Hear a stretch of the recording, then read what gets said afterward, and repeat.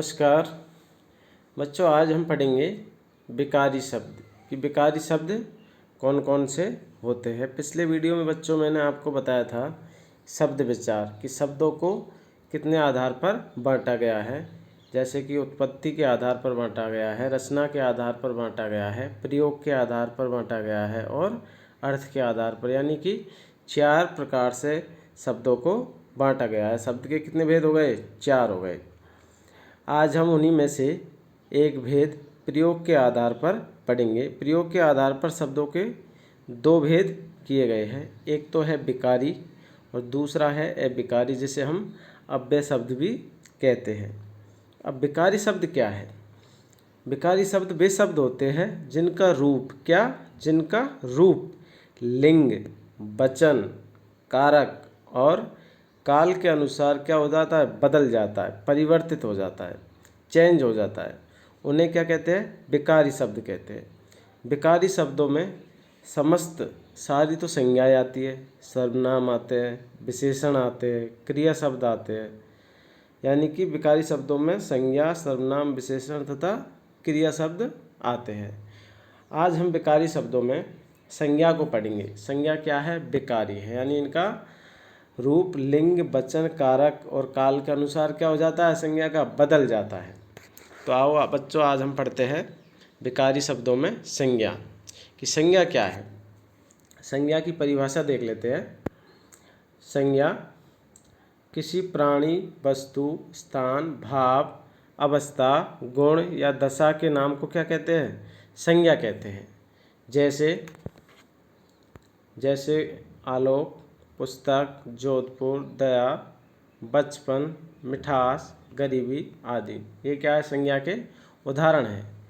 अब संज्ञा के प्रकार कितने होते हैं? तो संज्ञा के कितने प्रकार होते हैं?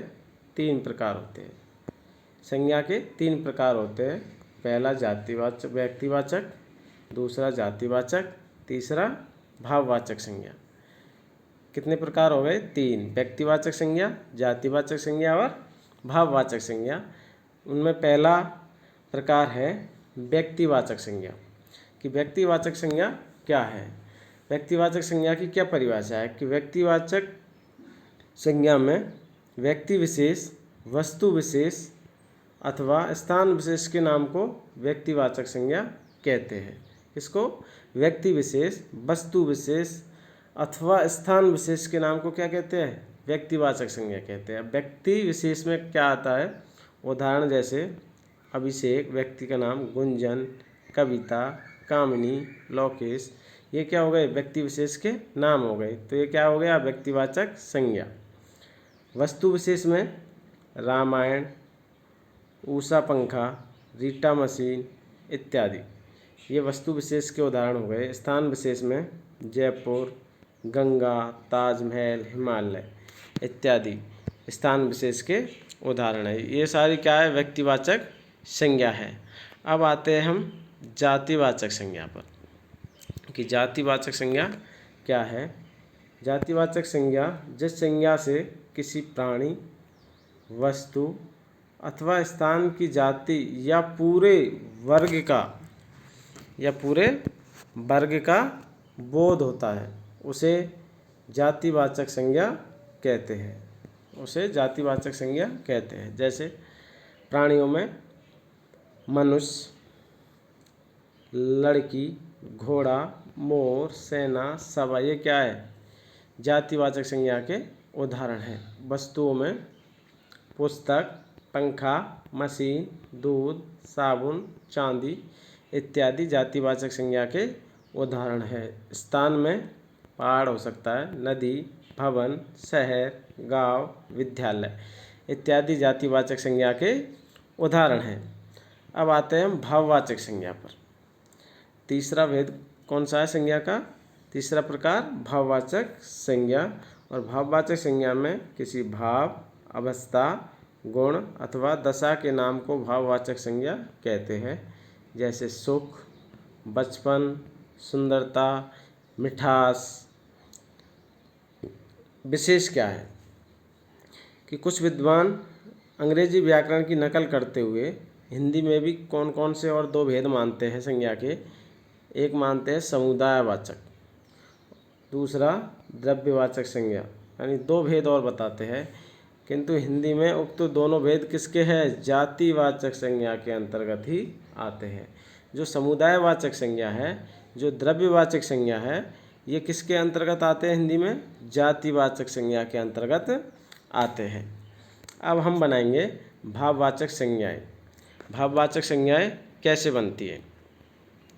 तो जातिवाचक संज्ञा सर्वनाम, विशेषण, जातिवाचक संज्ञा सर्वनाम, विशेषण, क्रिया तथा कुछ अव्यय पदों के साथ किसका मेल कराया जाता है?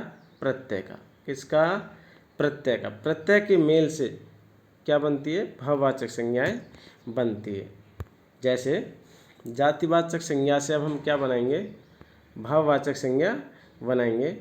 अब हम ता प्रत्यय से जातिवाचक संज्ञा में क्या लगाएंगे? ता प्रत्यय लगाएंगे और भाववाचक संज्ञा बनाएंगे। तो जातिवाचक संज्ञा में, जातिवाचक संज्ञा क्या है? मानव। मानव में हमने ता प्रत्यय लगाया तो क्या बन गया? मानवता। मानवता क्या हो गया? भाववाचक संज्ञा हो गया। ऐसे ही मित्र में से मित्रता हो गया। मित्र में ता प्रत्यय लगाने से, प्रभु में ता प्रत्यय लगाने से प्रभुता, पशु में लगाने से पशुता। इसी प्रकार त्व प्रत्यय लगाने से पशु में पशुत्व, मनुष्य में मनुष्यत्व, कवि में कवित्व और गुरु में गुरुत्व। ये क्या है? भाववाचक संज्ञाएं हैं। यानी जातिवाचक संज्ञा में ता प्रत्यय, त्व प्रत्यय, इधर पन प्रत्यय लगाएंगे तो लड़का में लगाएंगे तो लड़कपन और बच्चा में लगाएंगे तो बचपन। अप्रत्यय शिशु में लगाएंगे तो शैशव, गुरु में लगाएंगे तो गौरव, विभु में वैभव। ई प्रत्यय लगाने पर, ई प्रत्यय लगाने से भक्त में भक्ति। ई प्रत्यय किस में लगाएंगे? नौकर में नौकरी, चोर में चोरी हो गया। और आपा में लगाएंगे, आपा प्रत्यय लगाएंगे बूढ़ा में तो बुढ़ापा, बहन में लगाएंगे तो बहनापा। ये सब क्या है? भाववाचक संज्ञाएं हैं जो जातिवाचक संज्ञा से हमने बनाई है प्रत्यय लगाकर। यानी प्रत्यय जब हम जातिवाचक संज्ञा में लगाते हैं तो वो क्या बन जाती है? भाववाचक संज्ञाएं बन जाती है। कौन कौन से प्रत्यय? ता, त्व, पन, अ, ई और आपा प्रत्यय लगाने से। आगे हम बनाएंगे सर्वनाम से भाववाचक संज्ञाएं, कि सर्वनाम से भाववाचक संज्ञा किस प्रकार बनती है। अब सर्वनाम में हम त्व प्रत्यय लगाएंगे। जैसे अपना क्या है? सर्वनाम शब्द है, इसमें त्व प्रत्यय लगाने से अपनत्व हो गया। ये क्या है? भाववाचक संज्ञा हो गया। निज में त्व प्रत्यय लगाने से निजत्व, स्व में स्वत्व हो गया। पन में, पन जो है प्रत्यय है, इसमें सर्वनाम अपना है तो इससे क्या बन गया? अपनापन बन गया। पराया में पन प्रत्यय लगाने से परायापन बन जाता है, यानी भाववाचक संज्ञा बन जाती है। कार प्रत्यय अहम में लगाने से अहंकार और स्व में स्व प्रत्यय सर्व में लगाने से सर्वस्व।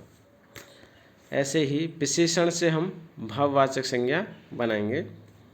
तो विशेषण, विशेषण यहाँ पर क्या है? साफ, जिसमें हम आई प्रत्यय लगाएंगे तो सफाई, अच्छा में आई प्रत्यय लगाएंगे तो अच्छाई, बुरा में आई प्रत्यय लगाएंगे तो बुराई। ये सब क्या बन गए? भाववाचक संज्ञा बन गई विशेषण से। ऐसे ही आस प्रत्यय लगाएंगे हम खट्टा में खटास, मीठा में मिठास। ता प्रत्यय लगाएंगे हम विशेषण उदार में से उदारता, वीर से वीरता, सरल से सरलता। इसी प्रकार यह प्रत्यय लगाएंगे मधुर में माधुर्य, सुंदर में सौंदर्य, स्वस्थ में स्वास्थ्य। पन प्रत्यय खट्टा में खट्टापन, पीला में पीलापन। ऐसे ही त्व प्रत्यय लगाएंगे वीर विशेषण में तो वीरत्व क्या हो गया? भाववाचक संज्ञा हो गया। ई प्रत्यय लगाएंगे लाल से लाली, यानी भाववाचक संज्ञा में बदल गया। यानी विशेषणों में आई, आस, ता, य, पन, त्व और ई प्रत्यय लगाने से विशेषण किस में बदल जाता है? भाववाचक संज्ञा में बदल जाता है। इसी प्रकार क्रिया से भाववाचक संज्ञा, कैसे बनती है।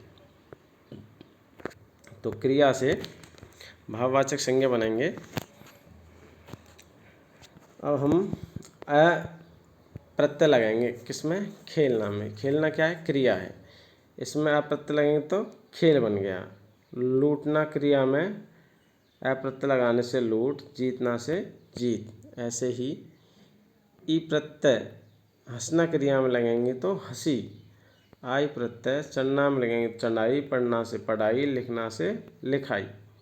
ऐसे ही आवट बनाना क्रिया में लगाएंगे तो बनावट, थकना से थकावट, लिखना से लिखावट। ये सारी क्या है, क्रिया से भाववाचक संज्ञा बनने के उदाहरण हैं।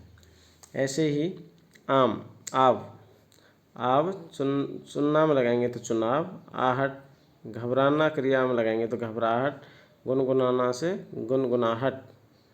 ऐसे ही उड़ना से उड़ान, न प्रत्यय लेना देना, लेन देन, खाना खान। इसी प्रकार अव्यय से भाववाचक संज्ञाएं। अव्यय से भाववाचक संज्ञाएं किस प्रकार है, भीतर में ई प्रत्यय लगाएंगे। भीतर क्या है, अव्यय है, ई प्रत्यय लगाने से भीतरी, ऊपर में लगाएंगे तो ऊपरी, दूर में लगाएंगे तो दूरी। यह प्रत्यय किस में लगाएंगे, समीप अव्यय में लगाएंगे तो क्या बनेगा, भाववाचक संज्ञा सामीप्य। ऐसे ही इक प्रत्यय को परस्पर क्या है, अव्यय है, अव्यय शब्द है, इसमें हम लगाएंगे तो पारस्परिक बनेगा। व्यवहार क्या है, अव्यय है, इसमें लगाएंगे एक प्रत्यय तो व्यवहारिक बनेगा। ऐसे ही ता प्रत्यय को निकट शब्द क्या है, अव्यय है, इसमें लगाएंगे तो निकटता, और शीघ्र में लगाएंगे तो शीघ्रता। तो बच्चों आज आपने पढ़ा विकारी शब्दों में संज्ञा। और संज्ञा के कितने भेद होते हैं, मुख्य रूप से 3, व्यक्तिवाचक, जातिवाचक और भाववाचक। और हमने आज आपको बताया अव्यय से भाववाचक संज्ञा बनाना, विशेषण से भाववाचक संज्ञा बनाना, जातिवाचक संज्ञा से भाववाचक संज्ञा बनाना इत्यादि। तो बच्चों आज आपने संज्ञा पढ़ा, व्याकरण का टॉपिक, और मुझे आशा है कि आपको अच्छे से समझ में आ गया होगा। अब आप इस वीडियो को लाइक कीजिए, ज़्यादा से ज़्यादा शेयर कीजिए, और मेरे चैनल हिंदी पाठशाला विद राजेश को सब्सक्राइब कीजिए। धन्यवाद।